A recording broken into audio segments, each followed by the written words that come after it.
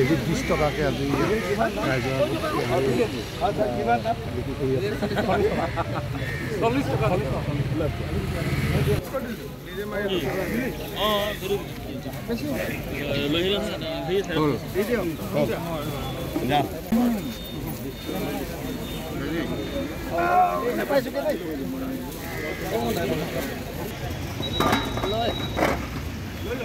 উৎপাদনৰ লগত আমি জড়িত হৈ আছো।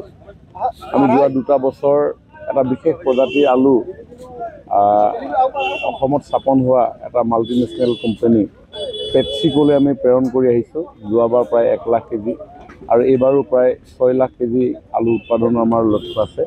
আৰু সমান্তৰালভাৱে এইবাৰ আমি পৰীক্ষামূলকভাৱে এটা নতুন পদ্ধতিৰে আমি আলু কৰিছিলোঁ।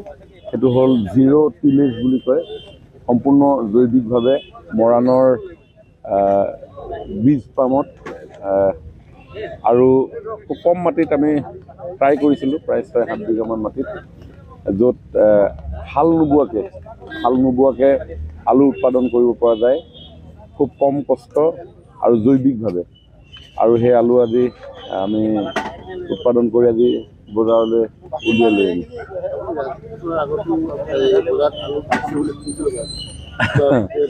সেইটো সময়ত এটা ব্যৱসায় আমি কৰিছিলোঁ, কিন্তু সেই আলু অসমৰ আলু নাছিল, সেই আলু আছিলে বাহিৰৰ আলু। কাৰণ অসমত যি আলুৰ প্ৰয়োজনীয়তা আছে, যি চাহিদা আছে, মেক্সিমাম আলু বাহিৰৰ পৰা আহে।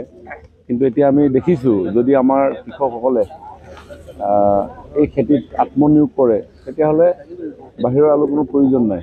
আৰু ইণ্টাৰেষ্টিংলি এই যিটো খেতি এইটো যিটো পদ্ধতিৰে কৰা গৈছে, এই পদ্ধতিৰে সকলোৱে কৰিব পাৰে, কোনো ইছ্যুৱে নাই।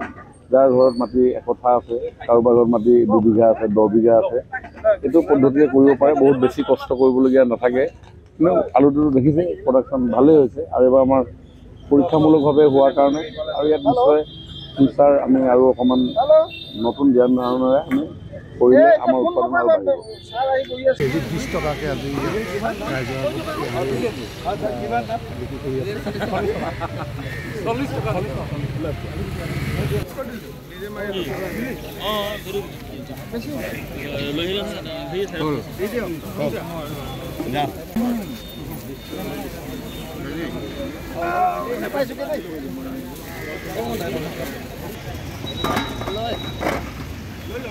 উৎপাদনৰ লগত আমি জড়িত হৈ আছো।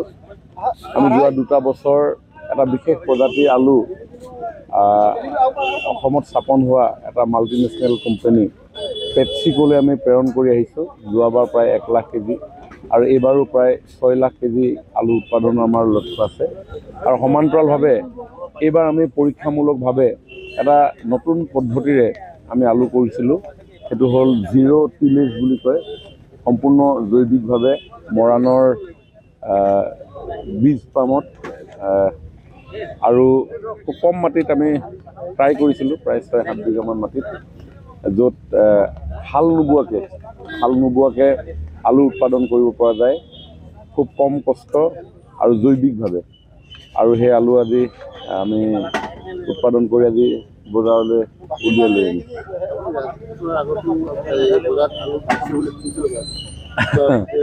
সেইটো সময়ত এটা ব্যৱসায় আমি কৰিছিলোঁ, কিন্তু সেই আলু অসমৰ আলু নাছিল, সেই আলু আছিলে বাহিৰৰ আলু। কাৰণ অসমত যি আলুৰ প্ৰয়োজনীয়তা আছে, যি চাহিদা আছে, মেক্সিমাম আলু বাহিৰৰ পৰা আহে। কিন্তু এতিয়া আমি দেখিছোঁ যদি আমাৰ কৃষকসকলে এই খেতিত আত্মনিয়োগ কৰে তেতিয়াহ'লে বাহিৰৰ আলু কোনো প্ৰয়োজন নাই। আৰু ইণ্টাৰেষ্টিংলি এই যিটো খেতি এইটো যিটো পদ্ধতিৰে কৰা গৈছে, এই পদ্ধতিৰে সকলোৱে কৰিব পাৰে, কোনো ইছ্যুৱে নাই। যাৰ ঘৰত মাটি 1 কঠা আছে, কাৰোবাৰ ঘৰত মাটি 2 বিঘা আছে, 10 বিঘা আছে, এইটো পদ্ধতিৰে কৰিব পাৰে, বহুত বেছি কষ্ট কৰিবলগীয়া নাথাকে।